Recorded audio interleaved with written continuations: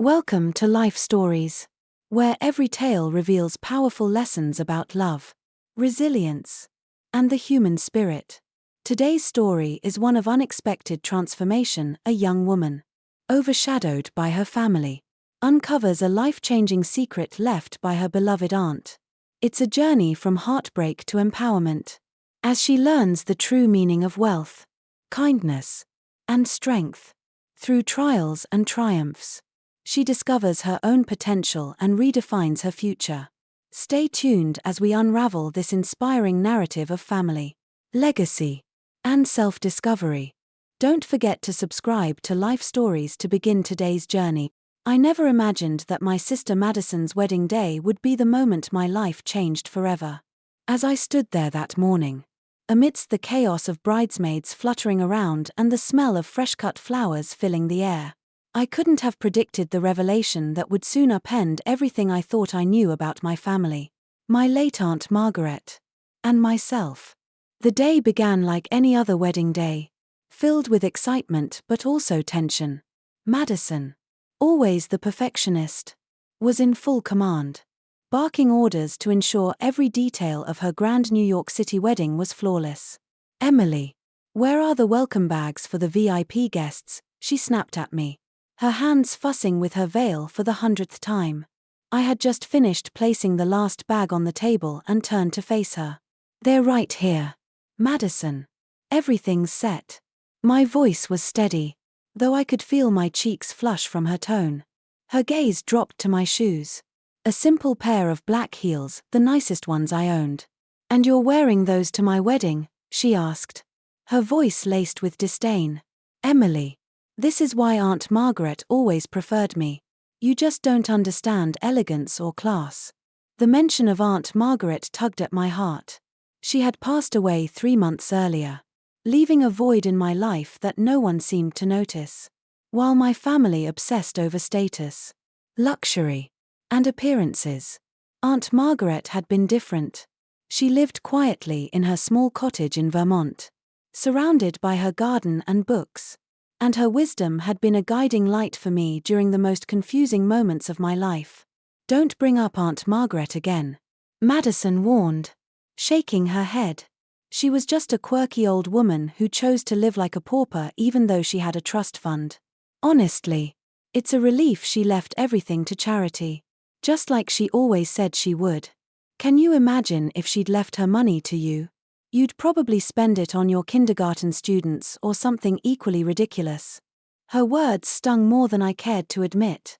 Aunt Margaret wasn't just a quirky old woman. To me, she was a role model, a person who valued kindness and authenticity over wealth and status.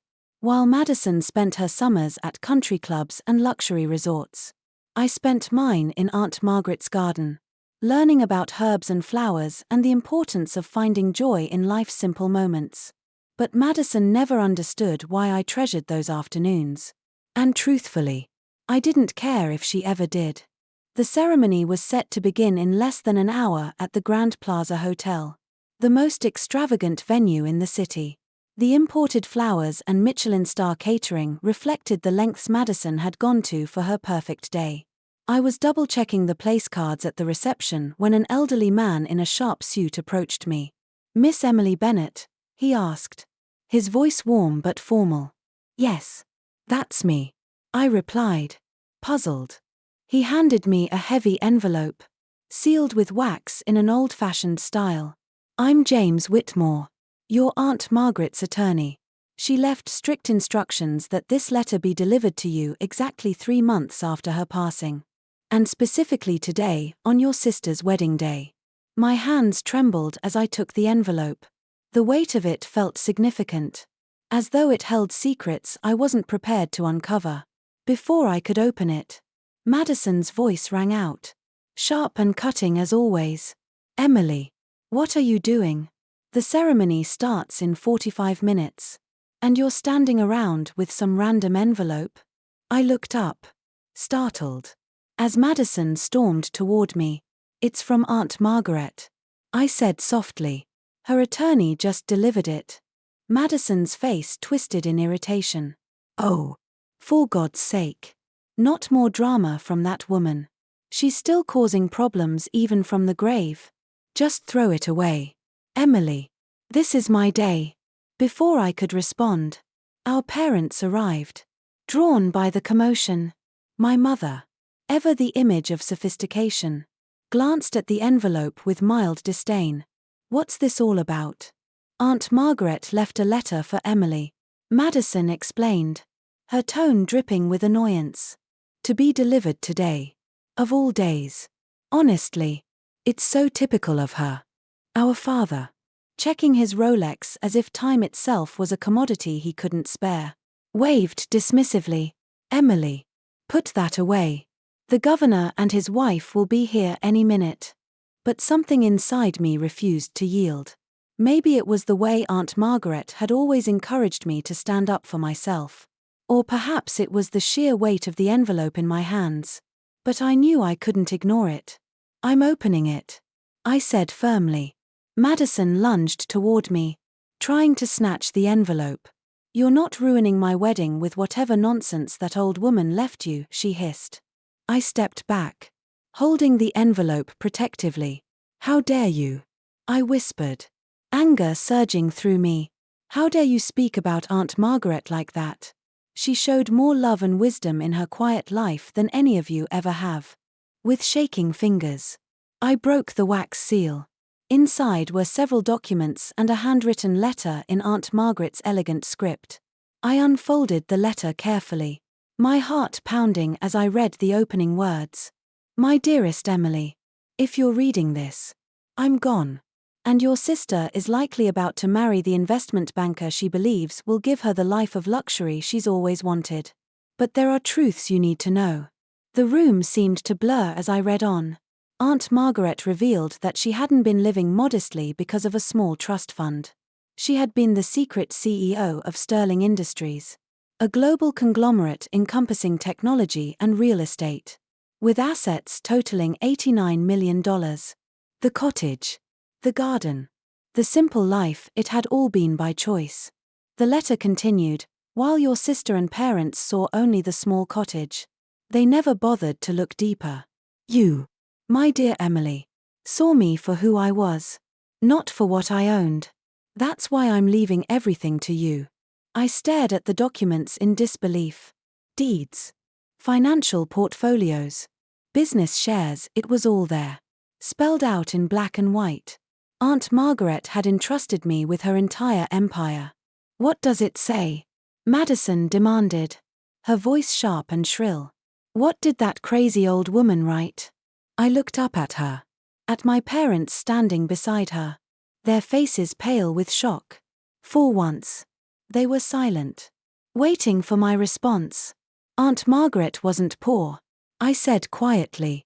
She was the CEO of Sterling Industries. And she left everything to me. The silence that followed was deafening. Madison's face turned from red to white, and my mother's champagne glass slipped from her hand, shattering on the marble floor. My father stammered something about family obligations, but his words barely registered. I folded the letter carefully and placed it in my purse. Where are you going? Madison shrieked as I turned toward the door. You can't leave. I'm about to get married. And we need to discuss this. I paused and turned back, feeling a strength I had never felt before. No, Madison. You made it clear this is your day. So celebrate it. I have other things to take care of. As I walked out of the Grand Plaza Hotel, leaving the chaos behind, I felt a sense of clarity and purpose that I hadn't known before. Aunt Margaret's legacy was now in my hands, and I vowed to honor it the way she would have wanted, with kindness, integrity, and courage. As I stepped outside the Grand Plaza Hotel, the crisp New York air wrapped around me, a stark contrast to the suffocating atmosphere inside. The envelope in my purse felt heavier with every step, not just with the weight of its contents but with the enormity of what it represented. Aunt Margaret's legacy was now mine, a life-changing fortune and the responsibility that came with it. Waiting at the curb was James Whitmore, Aunt Margaret's attorney, who had delivered the letter. His presence, calm and composed, was a grounding force amidst my swirling emotions. "Miss Bennet," he said with a respectful nod, holding the car door open, "there's a car ready to take you wherever you need to go." "Thank you," I replied, stepping into the back seat. As the car pulled away, the muffled sounds of New York City faded into the background. I glanced out the window, the skyline towering above, a city full of ambition and dreams. Yet, all I could think about was the quiet little cottage in Vermont where Aunt Margaret had taught me so much about life, far removed from the chaos of my family. Inside the car, James broke the silence. "Miss Bennet, I realize this must be overwhelming. Your aunt spoke very highly of you and was confident you would know how to handle everything." I nodded, though the truth was, I didn't feel prepared. "Why now?" I asked. "Why did she choose today of all days to reveal this?" James smiled faintly. "Your aunt believed in timing. She wanted you to understand your own strength, to see what you were capable of when faced with adversity. Today, she felt, was the day you needed this the most."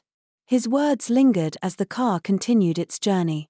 I thought back to all the afternoons I'd spent in Aunt Margaret's garden, learning not just about flowers and herbs but about resilience, kindness, and finding joy in simplicity. While my parents and Madison chased status and wealth, Aunt Margaret had shown me the value of authenticity. She had been quietly preparing me for this moment all along. When I arrived at my apartment, I spread the documents from the envelope across my dining table. Each piece told a part of Aunt Margaret's hidden story, her role as the CEO of Sterling Industries, her philanthropic endeavors, and the life she had chosen to keep private. Among the papers was a small key, the one that opened her cottage in Vermont. Seeing it brought a lump to my throat. That little house had been my sanctuary, a place where I felt truly seen and valued. The following day, I met with the board of directors at Sterling Industries. They had been informed of Aunt Margaret's decision and greeted me with warmth and professionalism. James accompanied me, his presence reassuring as I stepped into the role of CEO, a title that felt surreal to someone who had spent her life teaching kindergarten. "You have more preparation for this than you realize," James reminded me as we entered the boardroom. "Your aunt spent years mentoring you. You just didn't know it at the time." The meeting was a whirlwind of introductions, presentations, and discussions about the company's future. I was struck by the respect the board members had for Aunt Margaret. They spoke of her not just as a brilliant businesswoman but as a leader who valued integrity above all else. Throughout the meeting, I felt Aunt Margaret's presence, her steady hand guiding me. The lessons she had imparted over the years came rushing back, lessons about leadership, about making decisions that prioritized people over profits. By the time the meeting ended, I felt a glimmer of confidence that perhaps I was ready for this responsibility after all. But as I delved deeper into my new role, my family's response was impossible to ignore. Madison was relentless, calling and texting at all hours, her tone swinging wildly between syrupy sweet and furious accusations. "Emily, we need to talk about Aunt Margaret's estate. It's not fair that you get everything. We're family, this should be shared," she insisted in one voicemail. My parents were no better.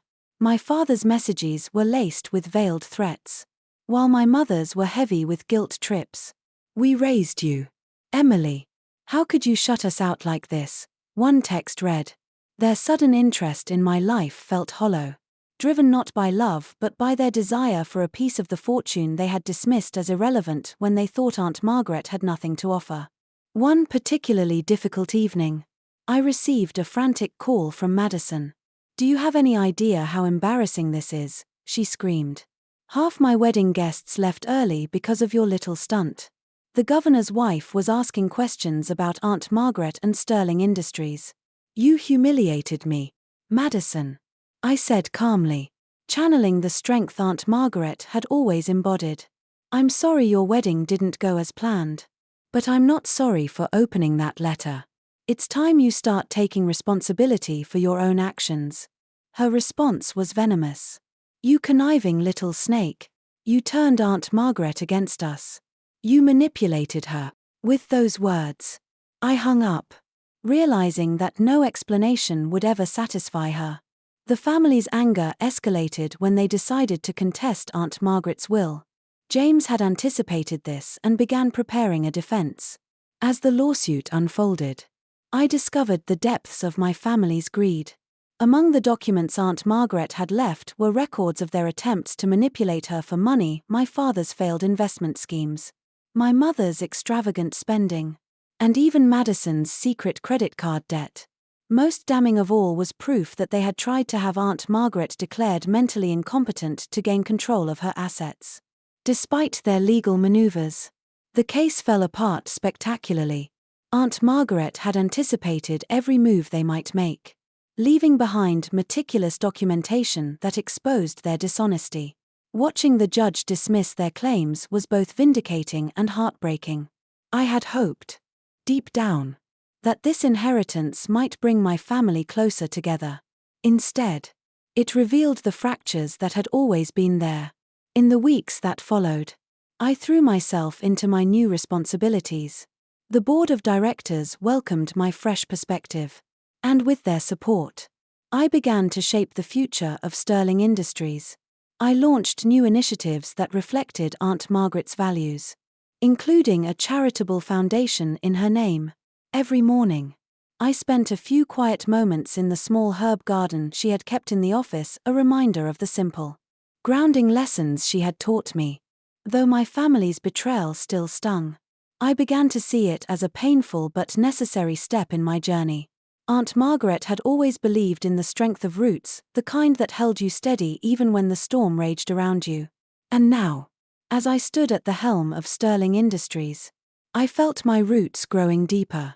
Guided by the wisdom she had left behind, life began to settle into an unexpected rhythm as I fully stepped into my role as the CEO of Sterling Industries. Each day brought challenges and triumphs, but what carried me through was the clarity of purpose Aunt Margaret had instilled in me. Leading a company of such magnitude was daunting, yet it also felt right, as though I had been quietly preparing for this moment my entire life.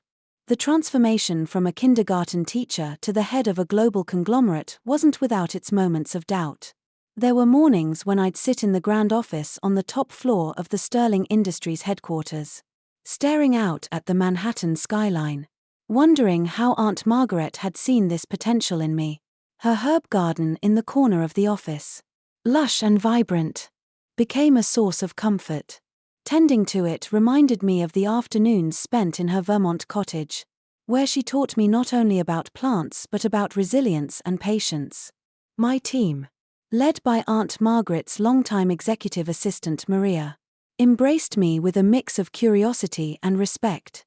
Maria became my right hand, guiding me through the intricacies of the corporate world. "Your aunt always said you had a natural sense of leadership," Maria confided during one late-night strategy session. "She trusted you more than anyone. And now we do too." Their faith in me was humbling. It pushed me to work harder, to learn faster, and to honor Aunt Margaret's legacy in every decision I made. One of my first initiatives was to establish the Margaret Sterling Foundation, aimed at supporting underprivileged students with scholarships and funding community gardens in urban areas. These projects reflected the values Aunt Margaret had lived by, a reminder that true wealth lies in giving back.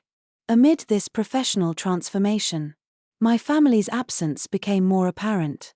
The lawsuit they had filed to contest Aunt Margaret's will had failed miserably, and the fallout was both a relief and a sorrow. The evidence of their manipulation, years of fraudulent schemes, attempts to declare Aunt Margaret incompetent, and financial misdeeds had painted a painful picture of their priorities. Watching the judge dismiss their case had been vindicating, but it also confirmed what I had long suspected, that their love and loyalty were conditional, tethered to their own ambitions. The silence from them in the weeks following the court ruling was deafening, though I couldn't say I missed the chaos they had brought into my life. Madison, who had spent so much energy portraying herself as the perfect daughter, was notably absent. Her only communications were venomous texts and emails. accusing me of betrayal and demanding a share of the inheritance. I read her messages but never responded. There was nothing I could say to change her mind. And I wasn't willing to engage in her bitterness. Instead, I focused on building something meaningful with the resources Aunt Margaret had entrusted to me. Then, one afternoon, as I was reviewing new proposals for the foundation, my phone buzzed. Against my better judgment, I picked up when I saw Madison's name on the screen. "Emily," she began, her voice sugary but with a sharp edge beneath it. "I've been thinking. We're family. And family should stick together. Don't you agree?" I sighed, already weary of where this conversation was headed. "What do you want?" "Madison." "Want," she repeated, feigning innocence. "I want to help you. You're a kindergarten teacher running a multi-billion-dollar company. That must be overwhelming. Daddy's already spoken to his lawyers. And they think we should handle this together. After all, Aunt Margaret wouldn't want you to carry this burden alone." The implication that I was somehow incapable of managing the company stung. But it didn't surprise me. "Madison," I replied calmly, "Aunt Margaret spent years teaching me how to run this company. While you were off at spas and country clubs, she was showing me how to lead with integrity. I don't need your help." Her tone shifted instantly, the sweetness replaced by venom. "You conniving little snake," she hissed.